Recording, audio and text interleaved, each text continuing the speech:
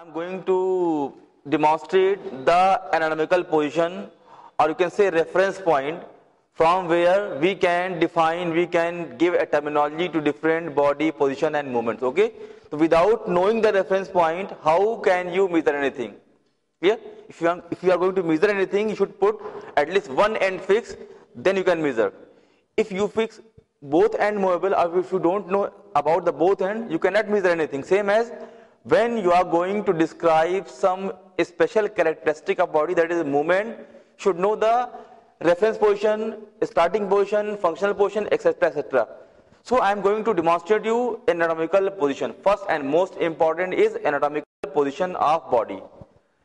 What it said, the body is standing. As you can see, the subject is standing and with good posture. What is good posture? What is posture? Posture means the normal alignment of different body structure. Normal, what is posture? Normal alignment. Alignment means attachment. Alignment means attachment. What is good posture? Normal alignment of, suppose if he is standing like this, it means he is standing with bad posture of shoulder. It should be, this is the tip of acromion process and this is the pinna. Both should be parallel. Both should be parallel. Now, first thing, now the subject is standing with a normal posture.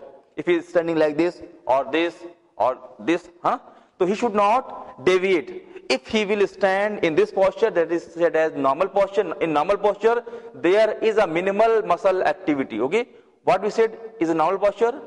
We can say the normal body structure are normally aligned, they are properly aligned, and they are using least muscle work during maintaining that posture. So we will say the position of body which require least muscle work is known as normal posture. This is standing normal posture, the pinna, and tip, it is a tip of acromion process. It should be parallel. Yeah.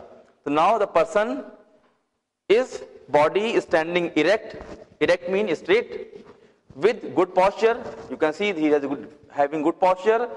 The face looking directly forward. The face is looking not downward, not upward. The face is looking directly forward. First thing. So this is the first condition for normal body position or normal anatomical position. Second is the feet are together but 6 inches apart. Feet. See, this is more than 6. So it should come little inside. Feet are apart, but the distance between 2 feet should be not more than 6 inches. It means half feet. Third is the arms are down. Arms are down with palm faces forward. Arms are down with palm faces forward. This is the third condition. This is the third condition for maintaining a subject with normal anatomical position. First, I have told you person should be erect. Second, normal face should be straight. Third, feet should be 6 inches apart and parallel. Parallel means in a straight line with each other. Okay. Next is arms should be straight and palm faces forward. Next is the body is lying face down in the anatomical position. This is called prawn position. I have told you about the anatomical position. First is this is the normal anatomical position of the body. This is the normal anatomical position of the body in standing. In standing. If in the same position he will lying down on the bed, if in the same position he will lying down on the bed with your face faces toward the bed. Faces toward, suppose this is a bed and this is your face. If your face is facing towards the bed is known as prawn lying. Prawn lying means your stomach is rested on bed. Your stomach is rested on bed. In the same posture you are lying on the bed is prawn lying. What is supine lying? The third thing, if your back faces towards the bed is example of supine lying. I have told you 3 things: anatomical position, 3 conditions: face facing forward, normal alignment, erect posture, feet should be 6 inches apart, arms should face properly. This is the normal standing anatomical position. But if you lie on stomach straight, it is prawn lying. If you lie straight on back, is supine lying. Clear? Now I am going to describe you different terminologies by which we measure the different body movement as well as positioning. Suppose heart is proximal to stomach, stomach is proximal to your lower limb. So what is all the, how can we measure or how can we compare one position, one structure with other structure? First thing, when I divide his body from here to here like this, it means I am trying to cut his body into two equal half, right half and left half. Clear? So we can draw a midline. This is the midline. This is the midline of the body.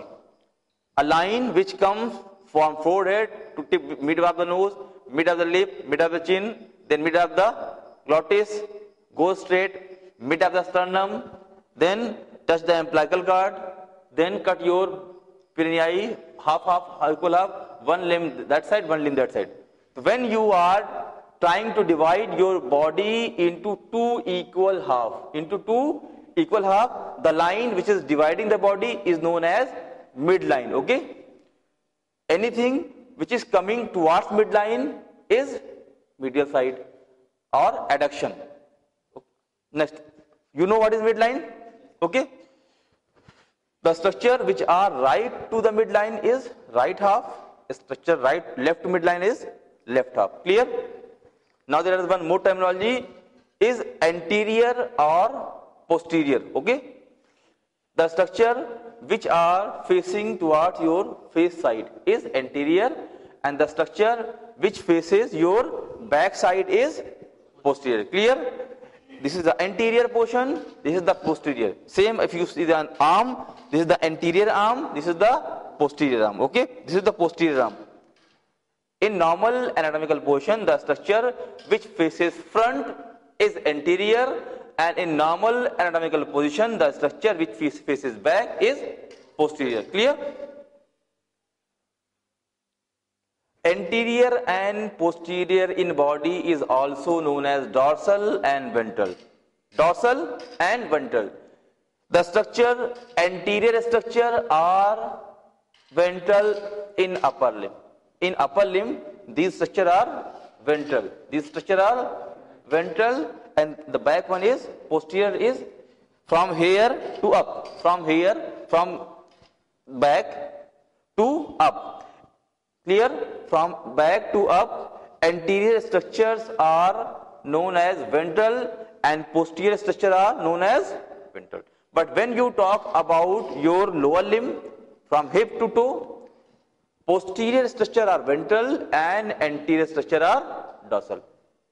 It is why it is that when the child develop in embryo, at some stage the whole embryo is like you may be aware, this is when child generate in the ova is like a ball, then ball divide from very small ball. Okay, you cannot imagine how small is it. Then it divide in 4 cell, 8 cell, 12 cell, 16 cell, like this. Multiplication 2 to 4, 1 to 2, 2 to 4. Multiplication is square. Okay. So what happens? Suppose this is a round. This is a round, and you can rotate the round. Suppose if this is the round thing, and you can rotate the upper half. So this can go back, and this will be remain. If you rotate the upper half back, same as when child develop during embryo, the body rotates from upper half. So what happened?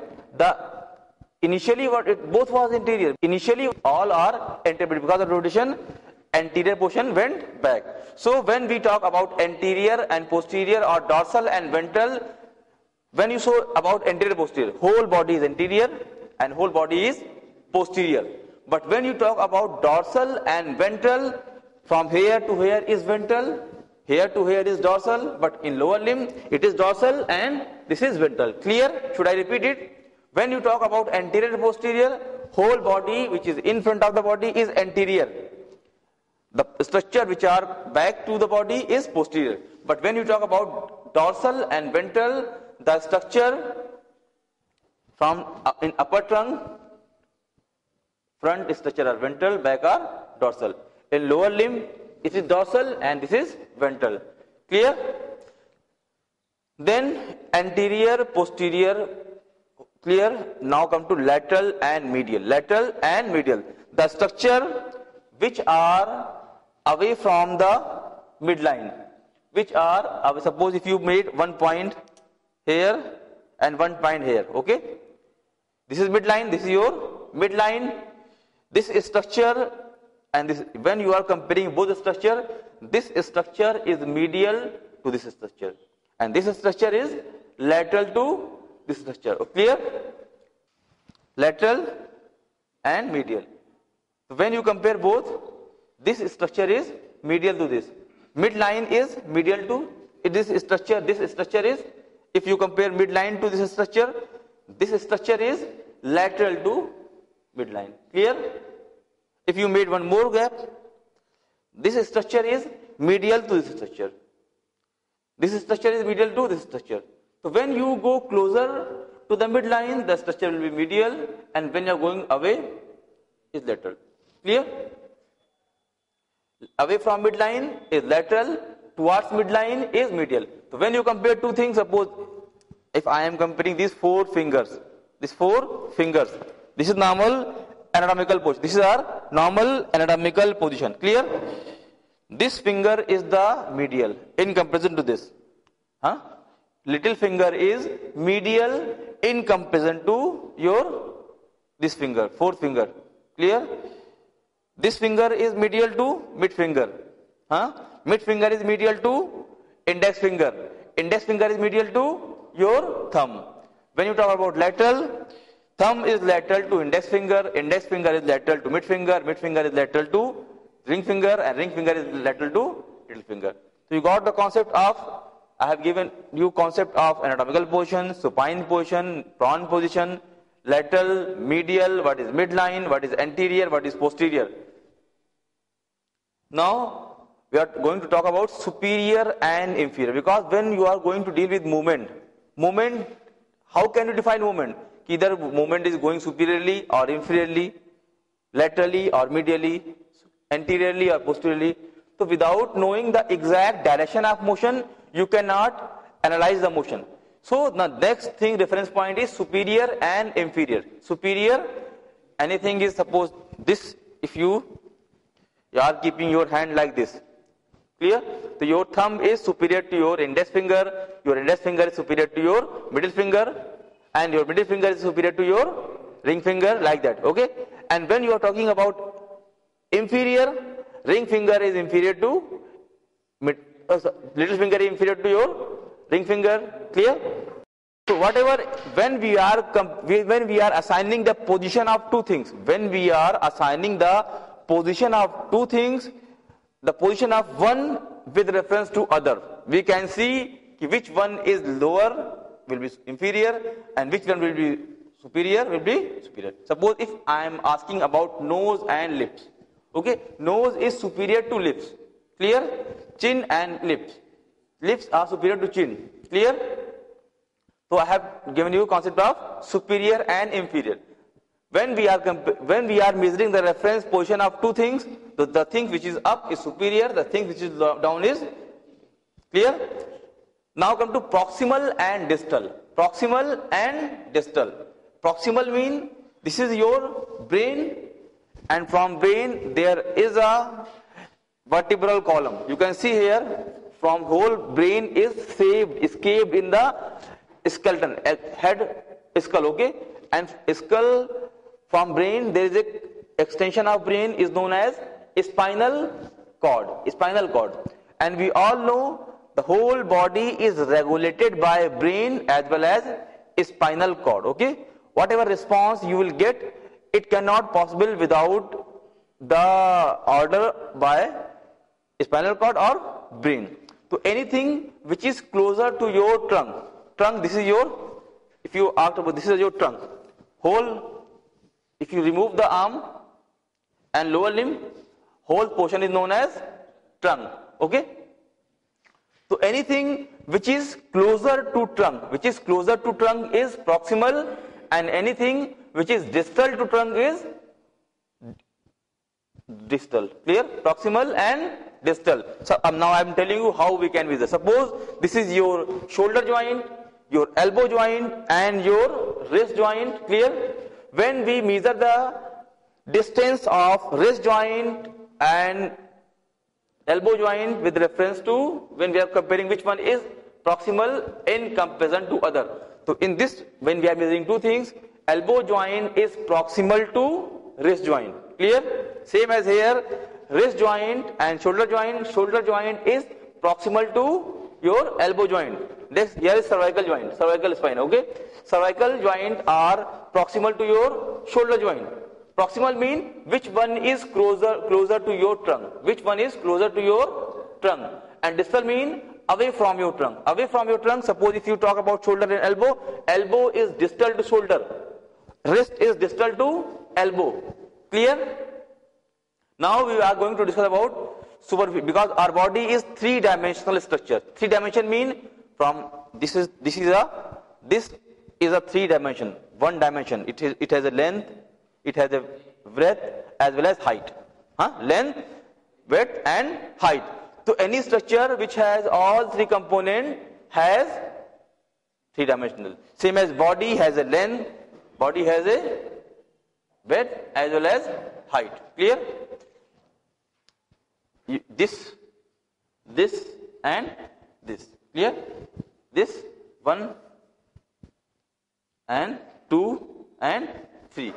So any structure which has three dimension is known as three-dimensional. Clear? So we are discussing about we have discussed lateral, medial, superficial. There is one more thing, cranial and caudal.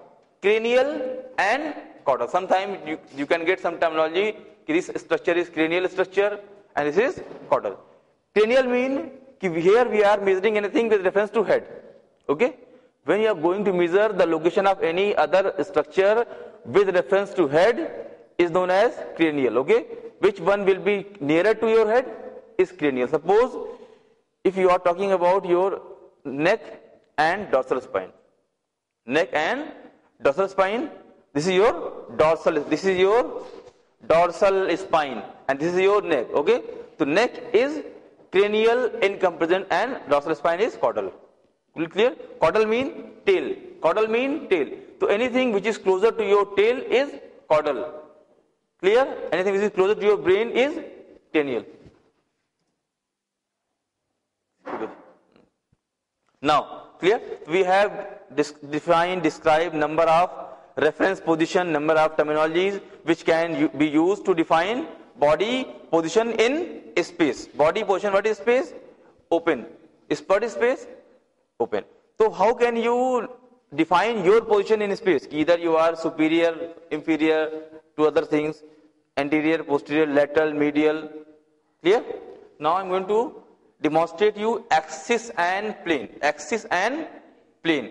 So we have three axes and three planes. What is axis? Any movement parallel, perpendicular. Axis is perpendicular mean at 90 angle. Suppose this is a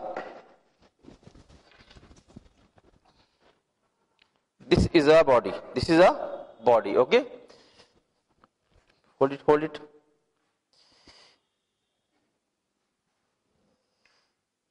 What is axis? Axis mean a point where around which a structure rotate. A point around which a structure rotate. You can see here this stick is rotating over this axis. So this point is acting as an axis. What is axis? Over which, around which movement takes place. Clear? Over which movement. This is the axis. Okay? When we talk about plane, you bring your arm here. You bring your arm like this. See? Clear? This movement is parallel to this plane. This is parallel to parallel. Parallel mean at equal size, equal shape. Clear? You bring up. Both movements are parallel. Parallel mean in same line. Okay? Perpendicular mean at 90 angle. So you can see this movement is happening at the 90 angle of this, but this movement, both movements are happening at 0 degree. Clear? The angle between two movements are 0 degree, but the angle between two movements are 90 degree. So this is the axis. This is the axis, and this is the. So now you can see in your body. I will show you in your body. Suppose now see this movement. Okay. First, I will tell you there are three planes in our body. First, I will tell you there are three planes in our body. This is front. This is your front. This is a frontal plane. Okay. Front means frontal plane. This is your side. Okay. This is your frontal plane, and this is your side plane. Clear? Front plane, side plane, and anything above this is transverse plane. Okay? Three planes: front plane, side plane or sagittal plane, and anything above this is your transverse plane. When you talk about your body, this is a transverse plane. This is a transverse plane.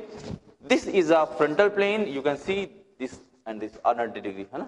All planes are at 90 degree of other plane. Okay? If you see, transverse plane is at 90 degree of frontal plane. Clear? Same as sagittal plane. Sagittal plane is this. Sagittal plane is also at 90 degree at transverse plane. If you talk about this, sagittal plane is also at 90 angle of frontal plane. Clear? So there are three planes: one plane, two plane, and three plane. Clear? And what is axis? Axis means around which movement takes place. So now you can see this is a frontal plane. This is a frontal plane. This is a front. Okay? Any movement which takes place around this is known as movement over frontal axis. Now I will show you in the model body. Okay? This is a frontal axis. This is a frontal axis. And any movement perpendicular to, you can see this movement, the movement is at the sagittal plane. Okay? So where? Movement is parallel. Okay, what is plane? Parallel. Where? Movement is parallel to that. Movement is always parallel to plane. Movement is always, right, listen. Movement is always parallel to plane and perpendicular to axis. Okay? Movement is always parallel to plane and perpendicular to axis. So you can see here, this movement is parallel to which plane? This movement is parallel to which plane? Frontal plane. Clear? If you see, this is front, this is front. This movement is parallel to frontal plane but perpendicular to sagittal axis. Clear? So now what is this movement? What is this movement? What is the name of this movement? Abduction. Shoulder abduction.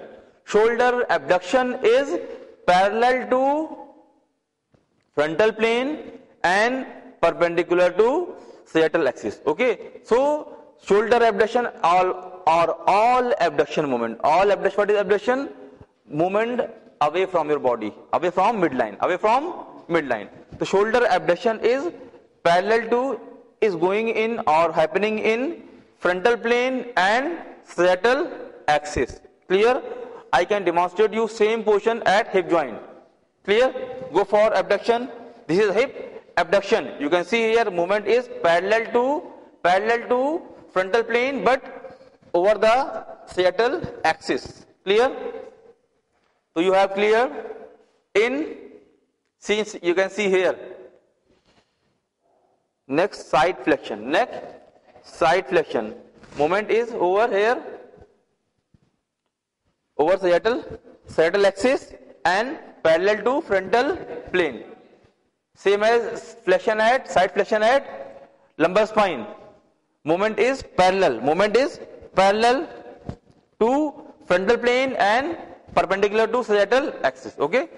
So all abduction and adduction movements or side bending movements are parallel to frontal plane and perpendicular to sagittal axis. So we will say that the movement, abduction movement are happening in frontal plane and sagittal axis. Clear? Now come to second movement, body abduction, flexion and extension. See, it is body flexion and this is body extension. Clear? Flexion and extension. What is this plane? This is the sagittal plane. This is a sagittal plane. Clear? And you can see movement is parallel to sagittal plane, but this is the frontal axis. This is a frontal axis. This is a frontal axis. And you can see this movement is at 90 degree. It at 90 degree. Clear? Getting? This movement is at 90 degree of this frontal axis. So flexion and extension movement are always frontal axis and sagittal plane.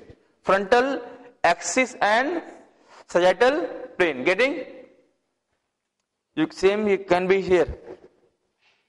The movement is parallel to this. This is a sagittal axis, and this is a sagittal plane. Sorry, this is a sagittal plane. So any flexion extension movement of body, either from here or from here or from here or from here, all movements.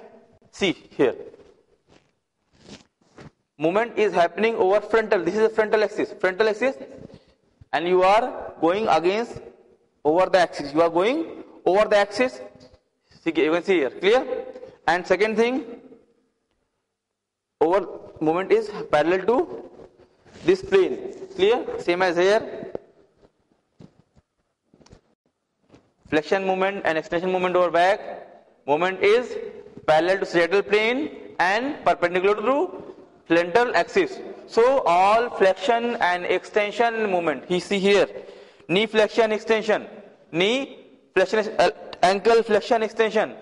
Wrist flexion extension. All finger flexion extension.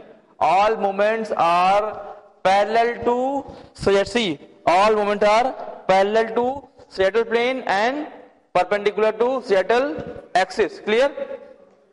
Third is rotation. Third is rotation. Mean you can see here and here. This is a suppose this is a transverse plane. This is a transverse plane. This is a transverse plane, and this is the vertical axis. Vertical axis. Any movement which is parallel to transverse plane and vertical over the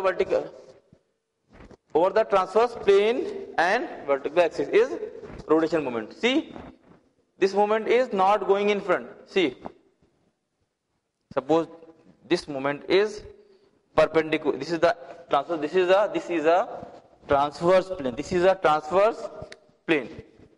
This is a transverse plane. Clear? And you can see here, this movement is over this axis, over the transverse axis, and around this is the vertical plane. Clear? This is known as rotation. So I have defined you what is axis, what is plane, what is normal reference position of the body. Clear? Thank you.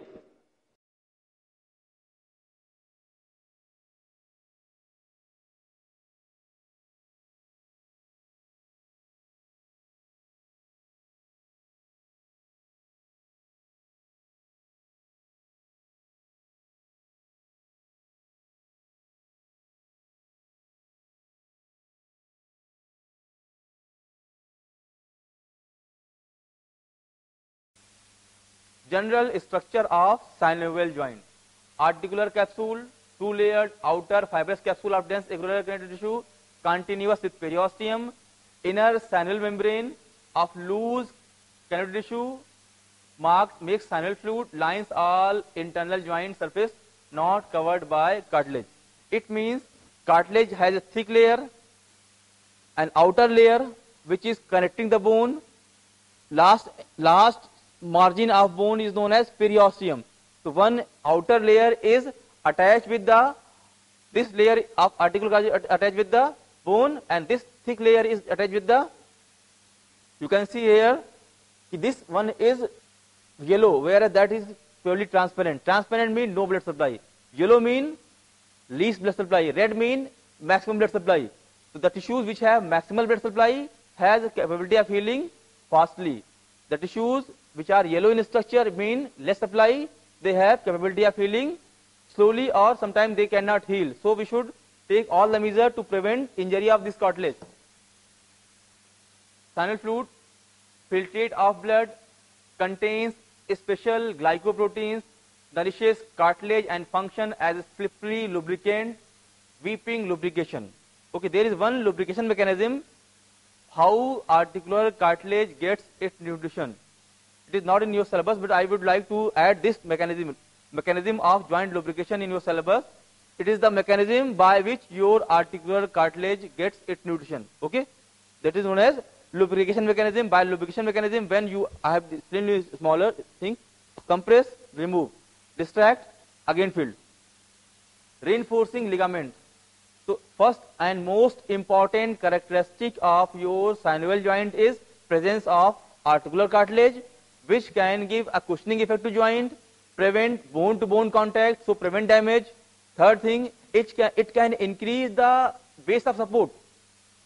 Suppose something is, this is the base of support, but if something cover this, so it can increase the base of support. And when your base of support is increased, your stability will be increased. Clear? So there are three important functions of articular cartilage: increasing base of support, giving soft end feel, soft approximation. Both bones are covered with cartilage. Because of that, there is soft approximation. Because of presence of space between two joints, there is synovial fluid which can act as a bouncy effect. When you apply pressure, so it can bounce you. That's why you are jumping and running, walking. Next important structure of synovial joint is ligament. I have discussed about synovial fluid, about articular cartilage.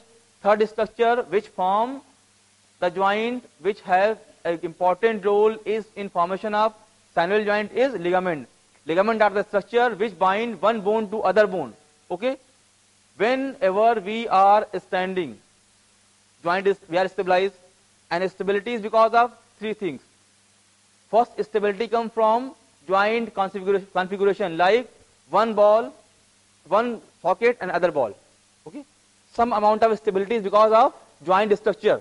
If ball is stabilized under socket, but this amount of stability is not enough for our dynamic mobility. Okay, static stability of joint is provided by joint configuration or articulation, and second is by connection of one bone to other bone by means of ligament. Ligaments are soft tissues, denser rope-like structure.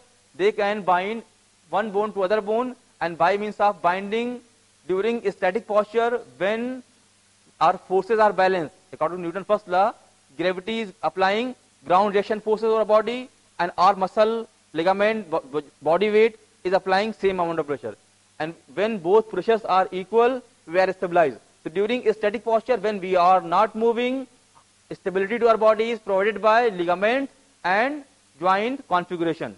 But what happens when we move? When we are stabilized, it is keeping like this.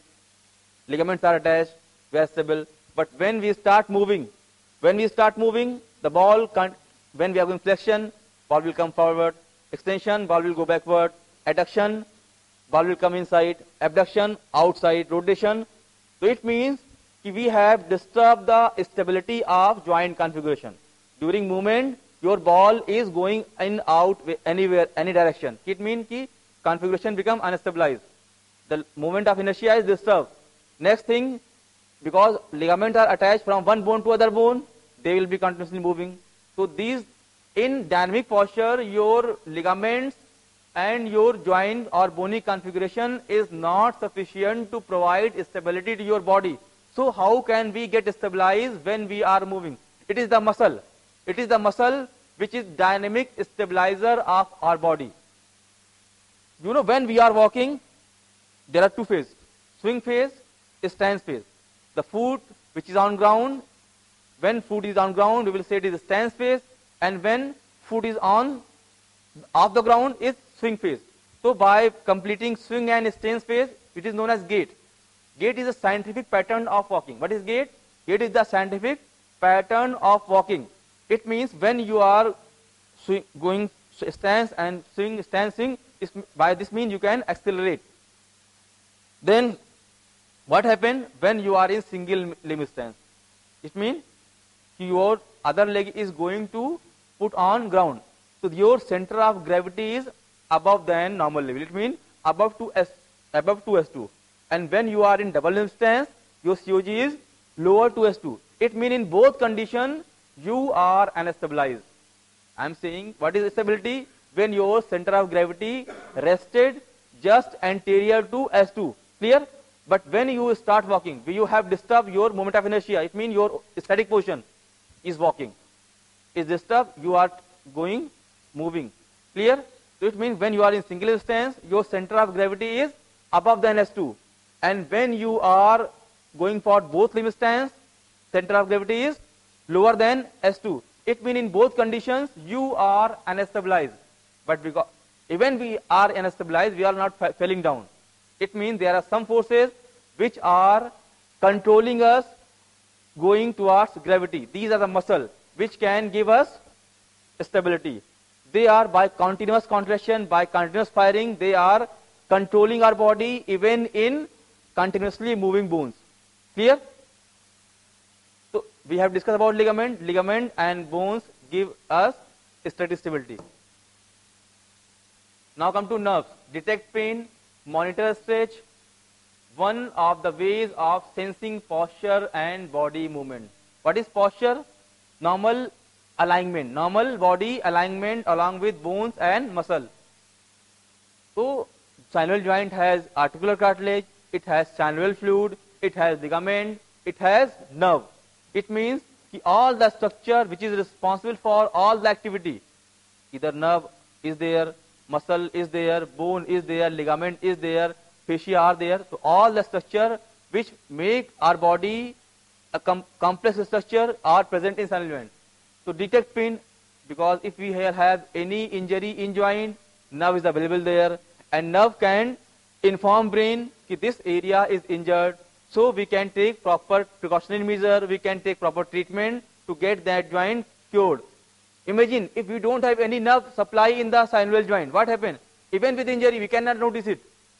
And we are using it and we can completely damage the joint. So because of presence of nerve, we can immediately get aware that there is some pathology, there is some injury in our muscle or ligament or joint. So we can take proper action immediately.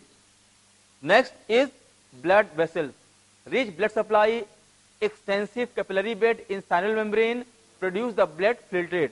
I am saying there is no blood supply for your synovial articular cartilage, but there is enough supply in joint. Okay, blood vessels are coming, supplying to synovial fluid, and synovial fluid has rich amount of blood supply. That's why blood is giving nutrition to synovial fluid, and synovial fluid is giving nutrition to your articular cartilage.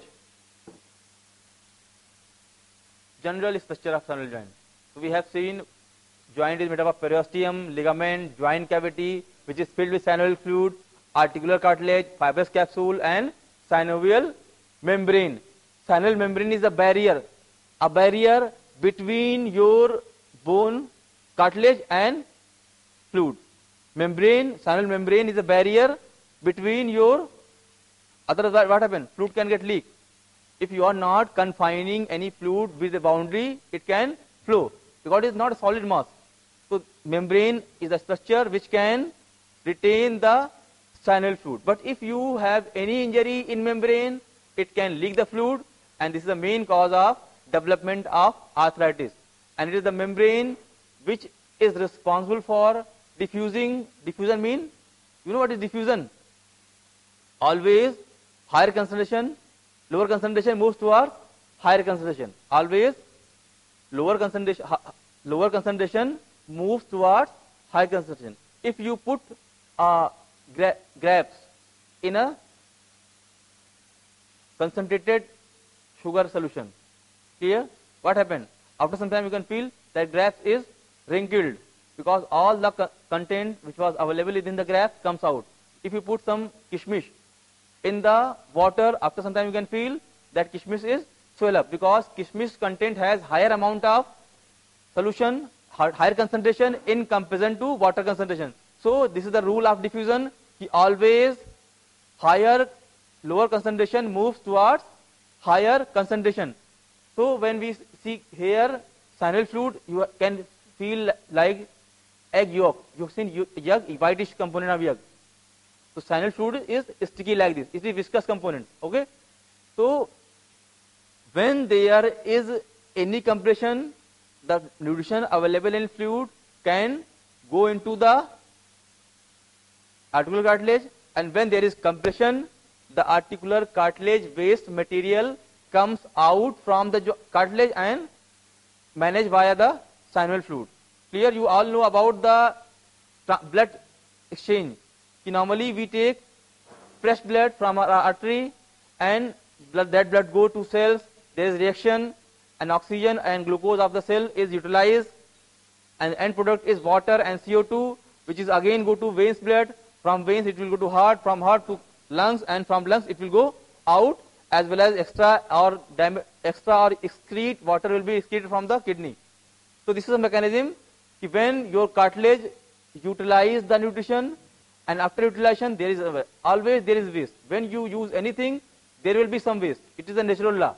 Same as when your cartilage is taking nutrition, after eating the nutrition, it will have some waste. That waste again come to synovial fluid. From synovial fluid, it will go to veins. From veins, it can be managed throughout the different excretory system and go out of the body. So these are the structure which frame a synovial joint, and they are very important structure. Periosteum is the bone, outer covering of the bone, ligament which bind bone to bone, joint cavity, the space available between two joints, articular cartilage, the softer bone-like structure. You can see, if you are non-vegetarian, you can feel there is a white bone here, transparent, totally transparent. This is cartilage type. This is a cartilage. As well as when you break a joint, there is some soft, harder like structure, that is cartilage. Fibrous capsule. Fibrous mean membranous, like fiber.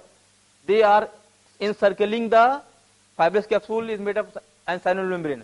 They are membranous structure which bind a boundary, which makes boundary for your synovial membrane. Bursa and tendon sheath contains synovial fluid, not joint, but often we have not discussed this. Bursa, you may have heard about bursa, fascia, tendon. Okay, so tendon you are very familiar with tendon, but bursa and fascia. If you see the structure of muscle, you may imagine a rope. Rope, if you see rope very closely, it is made up of very thin fiber. Many thin fiber makes one more thick rope. Many thick rope make more thick rope, like electrical wire. If you cut a thicker electrical wire cable, 3 wires are insulated in one cable. Again you cut, 3 more wires are insulated in one.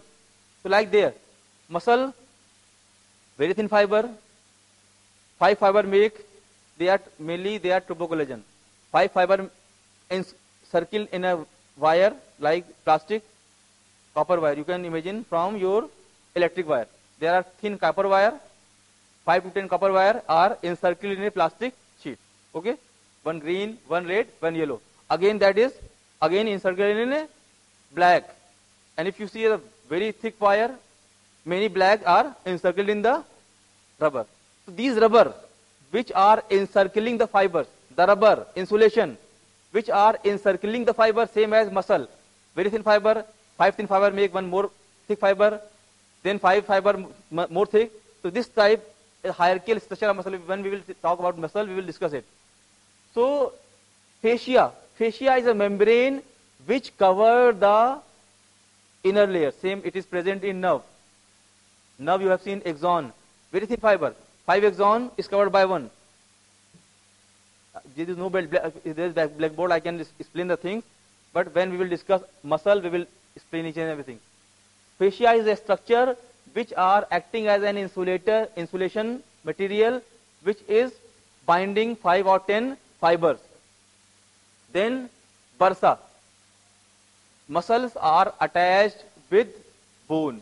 Muscles are attached with bone, but muscles are not directly attaching it. There is some intervening material which are attaching your muscle to bone, same as somewhere skin is attached to bone. Somewhere skin is, suppose if you see here, there is no muscle at all. Over bony prominences, your skin is directly attached to bone, but skin cannot directly attach to bone. It needs some adhesive structure which can attach your skin to bone. So this is a one intervening material known as bursa, which connect. You may sometime you have seen that dhol. There is membrane. You can use it. When you hold leather, inside the leather there is membrane, and we can use that membrane for making dhols. That is bursa.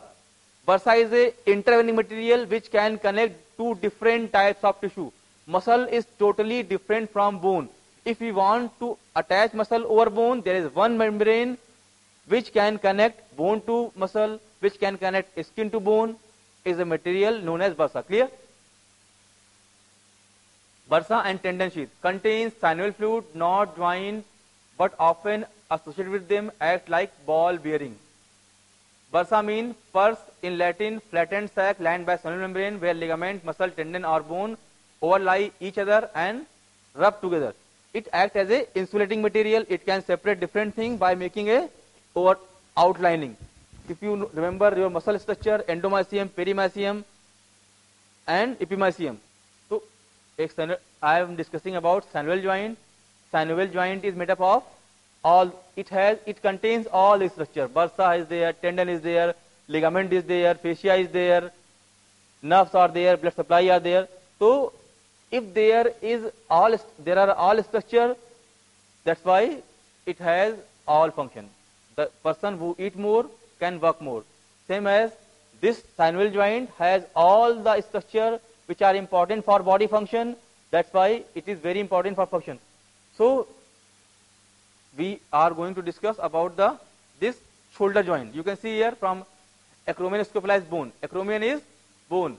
Then there is a coracoacromial ligament. Coracoacromial ligament. Then subacromial bursa. Subacromial bursa. It is the bursa which is connecting your cartilage with bone. It is the bursa, your cartilage with bone. It is acting as a connecting material. Then fibrous articular capsule. Suppose if you are trying to put a plant in a pot. You are going to put plant, then you need to fill that pot with clay. So clay is acting as a capsule. After putting your ball, synovial articular cartilage, some space is empty.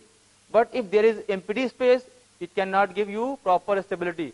To make joint proper stable, we should fill the vacant space by some tissues known as joint capsule. Tendon sheath, synovial membrane, these are the structure. Now we will discuss the dynamic component of muscle stability. Dynamic component. We have discussed static stability when we are in a static posture. Static stage, the stability of body is provided by ligament as well as bony contour. But how muscle give you stability? When we are walking, I was discussing you, when we are walking, COG is highest point. So our muscle will apply a pressure to bring that COG down. By this, how much COG is going up, muscle will act opposite to that and bring the COG down, we will become stabilized. But sometime muscle will act more, so COG is going down. So by this mechanism, COG up and down, and body is trying to balance the COG. And in this process we walk. Walking is not our voluntary thing. When we start walking, COG go up. Body will try to bring it down. But when it try to bring it down, it will go deeper, more down. So again body will try to bring it up, again more up. So by this imbalances, we walk. Clear? Now application of synovial joint in our body. As I have told you, synovial joint has a great degree of freedom. Number of planes and movements are much more. Joint stability. We will discuss stability. Articular surface, I have told you, shape usually plays only minor role. Some deep socket or grooves to provide stability. Ligament usually to more the strong the joint can stretch only 6% beyond normal length. Before tear, one stretch. Okay, so ligament has ability to stretch only 6% of its length. Suppose if a ligament is 10 centimeter long, if a ligament is 10 centimeter long, so it has a stretching capability of only 60 millimeter. If a ligament is 6 centimeter long, if it has capability to stretch by only 60 millimeter, and you are going for this amount of range, it cannot stretch so long. So it is failed to provide you stability. So in those conditions, muscle is the tissue which can provide you stability. Constant low level of contractile force keep tension on ligament, especially important in shoulder, knee, arches of foot. There are two more things. Shoulder joint and hip joint, both are type of ball and socket joint. Both are synovial joint and they are example of ball and socket joint. But if you talk about stability, hip joint is more stable than shoulder joint. And if you talk about mobility, shoulder joint is more mobile in comparison to hip joint. That's why shoulder joint is more prone to get injured. And injury is either because of overuse or because of more range. Sometimes you are going the range, you are achieving the range which is above your limit of ligament, tendon and muscle. And if you go over that range, muscle can tear, sometimes ligament can tear, sometimes your bony configuration can disturb. Sometimes when you are putting repeated stretch over there, the ligament or your tendon can stretch. So mechanism of injury is mainly two types. One is macrofailure. You are putting any excessive load which is out of the limit of your weight bearing capability of ligament or tendon. Major failure. You will notice your athlete will come to you directly, sir, I have did this and got severe pain. It means major failure. That he has gone through a high stress and damage. Sometimes patient is playing and after some 1 month, 2 months, 3 months or 6 months, after 1 year, he will come, sir, I have problem here. So there are both type of injury is possible in shoulder joint or all synovial joint. And joint injury is not because of injury to, we are always consider joint is because of bone. But joint doesn't mean only bone. Joint mean all structure, muscle, ligament, tendon, synovial membrane, synovial fluid. And if there is any disturbances in any one of the component of joint, we will have pain because the synovial joint is fully innervated structure. And the structure which are innervated in the body have capability of showing pain. So I am discussing about the repeated injury, rotator cuff injury, more common in athletes which are using shoulder like basketball player, tennis player, all sports activities which require your shoulder range of motion. And because of overuse, when you are going for any range of motion activity, it means during dynamic activities, your muscle are subjected to stress. And suppose muscle is made up of thousands of fiber arranged in a structure. Suppose you have did any without warm up, you go for any activity. Without warm up, you go for any activity you can do. Even the player who can play who is playing. Suppose if you are not playing for last 6 months and suddenly you go and play, you can play. But after 4 to 6 hours, you will feel severe pain. Again, next day you can feel severe pain. For 2 to 3 days, you are feeling pain. What is this? This is delayed onset of muscle soreness. See, because your body was not prepared to perform that activity or your body was not conditioned for performing that activity and you do it. So that time you can do. But after 4 to 6 hours, when during that activities you have tear some of the tissues but not majorly. Some of the tissues can tear. And when they will get tear, there will be some inflammatory reactions. And because of those reactions, because of inflammatory reaction, some chemical will releases from the damaged cell which will go to your body and stimulate your receptors. We will discuss in next chapter how we can feel pain. And we are feeling pain after 4 to 6 hours. And when you have sudden injury, you are feeling pain just immediately. We will discuss in next chapter how both pain can be perceived, which pain can be felt after 4 hours, which pain can be felt immediately. And this is the because of joint, because joint doesn't mean only bone and bone. Joint is a full-fledged structure. It is made up of all the tissues, bone, ligament, tendon, fascia, bursa, and there is a full chances of pathology in all structure. So if any person come to us with any joint problem, we should be able to assess the integrity of each and every component of the joint.